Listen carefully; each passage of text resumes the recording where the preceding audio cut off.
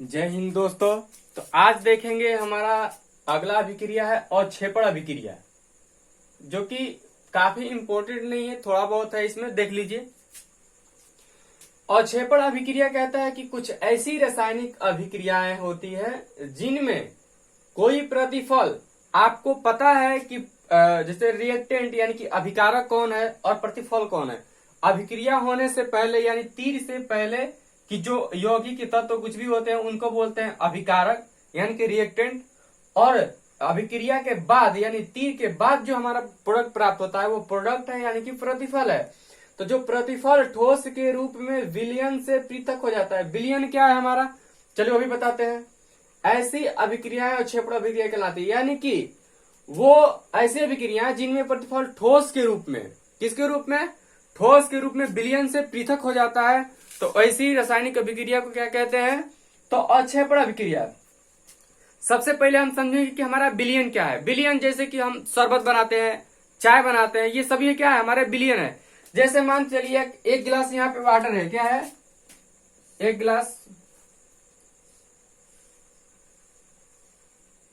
गिलास यहाँ पे वाटर भरा हुआ है। तो इस वाटर में अगर आप चीनी को मिलाते हैं तो इसमें एक मीठा शरबत बन जाएगा। तो शरबत ही बन जाएगा, तो ये क्या हो जाएगा, हमारा ये विलयन तैयार हो गया। अब मान के चलिए कि यही कहलाता है क्या, विलयन। और इसी में उस जो आप चीनी को मिलाए हैं, इसमें मिश्रित किए हैं, वही चीनी अगर में कुछ कण हो, है ना, कुछ कंकड़ हो, तो वो क्या हो जाएगा, इस विलयन में पृथक हो जाएगा। नहीं, बिल्कुल अलग दिखेगा, चीनी घुल जाएगा पूरी तरह से, जो कंकड़ उसमें थे वो क्या हो जाएगा, विलयन से पृथक हो जाएगा, यानी कि वो ठोस के रूप में वहां बच जाएगा। तो वही बचा हुआ पार्ट्स क्या है, हमारा अवक्षेप है। और इसी ऐसी ही रासायनिक अभिक्रिया को क्या कहेंगे, अवक्षेपण अभिक्रिया।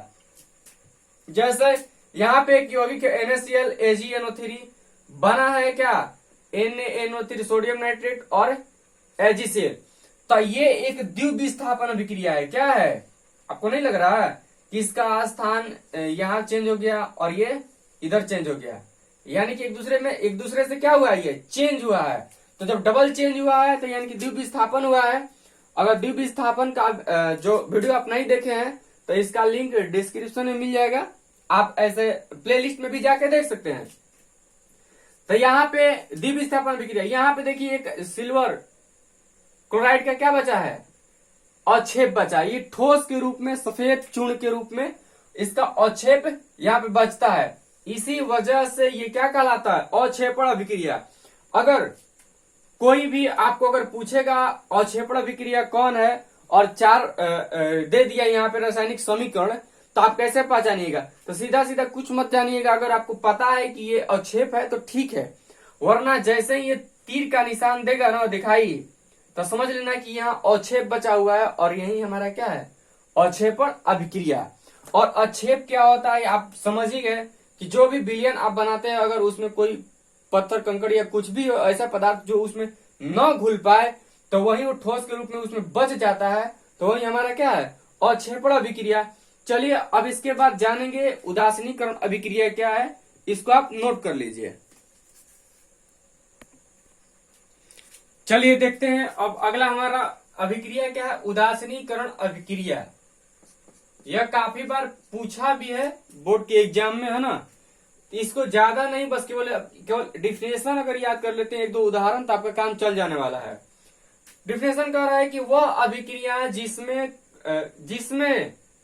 किसी अम्ल, जिसमें कोई अम्ल किसी भस्म के साथ अभिक्रिया करके लवण तथा जल बनाता है। वह अभिक्रिया जिसमें कोई अम्ल किसी भस्म के साथ अभिक्रिया करके लवण तथा जल बनाता है, उदासीनीकरण अभिक्रिया कहलाता है।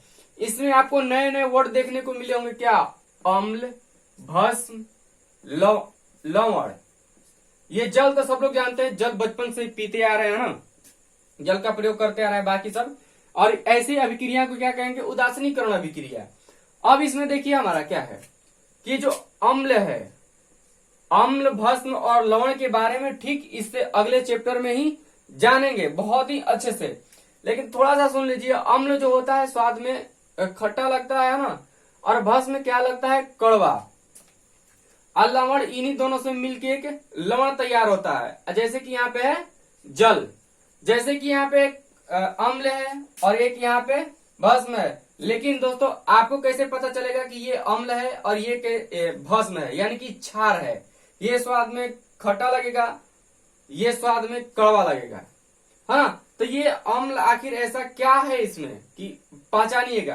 तो ये सब जो भी जानना है सब अगले चैप्टर में जानेंगे। बस यहाँ जानिए कि ये अम्ल और ये भस्म मिलके यहाँ पे क्या बनाया है, लवण और एक जल। यहाँ भी एक अम्ल है, यहाँ पे एक क्षार है यानी कि भस्म है। इन दोनों में आपस में अभिक्रिया हुआ तो क्या बना, कि लवण बना और एक जल बना। जिस वजह से लवण और जल बन रहा है तो इस अभिक्रिया को क्या कहेंगे, उदासीनीकरण अभिक्रिया। अगर आपको पहचानना हो, कोई ऑब्जेक्टिव पूछ दिया कि उदासीनीकरण अभिक्रिया कौन है निम्न में से, 4 गो रासायनिक अभिक्रिया लिख दिया, तो सबसे पहले आपको लास्ट में देखना कि किस अभिक्रिया के उत्पाद में यानी कि प्रोडक्ट में जल बना है, किस प्रोडक्ट में जल बना है, और उसी के बेसिस पे आपको टिक कर देना है। अगर सब में तो जल देगा नहीं, क्योंकि जल और लवण, अगर जल बनाएगा तो समझ लीजिए कि यहाँ वो लवण नहीं कुछ और ही दे सकता है आपको भुलवाने के लिए, ताकि जल दे के लोग उसको टिक करें। तो आपको ध्यान दे देना है।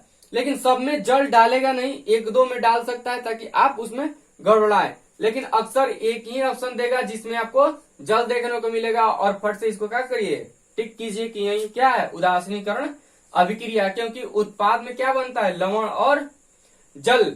और एक बात और देखना है कि अभिकारक में भी क्या रहना चाहिए, अम्ल और भस्म रहना चाहिए, दूसरा चीज नहीं रहना चाहिए।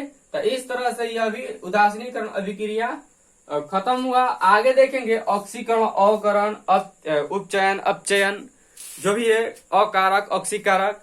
तो इन सबको क्या करेंगे, कल की क्लास में देखेंगे। तब तक के लिए आप इसको नोट कीजिए। और एक बात फिर कहना चाहेंगे कि आप अपने दोस्तों को नहीं बताए हैं तो उनको बताइए, उनको शेयर कीजिए, वीडियो को शेयर कीजिए, ताकि उनके पास भी ये वीडियो पहुंच सके।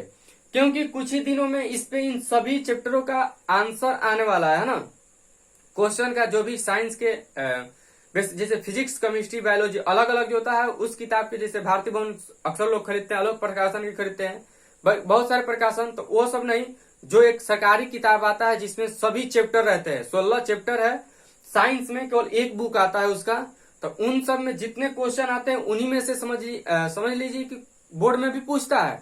तो उसी में से उसी का जो भी एक एक क्वेश्चन का आंसर आपको दिलाया जाएगा। 2-4 दिन में ही वीडियो उस पर बनना स्टार्ट होने वाला है। तो अभी तक से आप सभी को वीडियो पहुंचा दीजिए, शेयर कीजिए, है ना, अपने दोस्तों को बताइए। तब तक के लिए इसको नोट कीजिए और बहुत ही अच्छे से मन लगा के पढ़िए। जय हिंद।